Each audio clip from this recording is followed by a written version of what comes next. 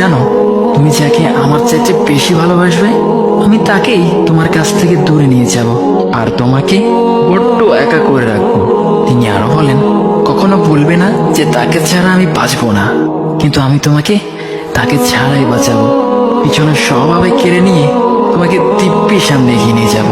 তুমি কি দেখো নি, ঋতুরাও যে 2 মাস পর পর বদলাতে থাকে, ছায়া দেয়া গাছের পাতাও তো শুকিয়ে যায়, আর যখন সবর হারিয়ে ফেলে তখন ঝরে পড়ে।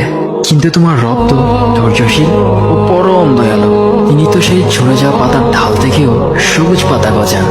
তুমি কি দেখছো না, তোমার স্রষ্টার এই নিদর্শন, যে মানুষটাকে তুমি নিজের জীবনের চাইতেও বেশি ভালোবাসতে, সেই মানুষটাও একদিন অচেনা হয়ে যায়, তোমার মন ভেঙে যায়, এমনকি বন্ধু শত্রুতে পরিণত হয়, আর খানিক সময় পর শত্রু বন্ধুতে পরিণত হয়।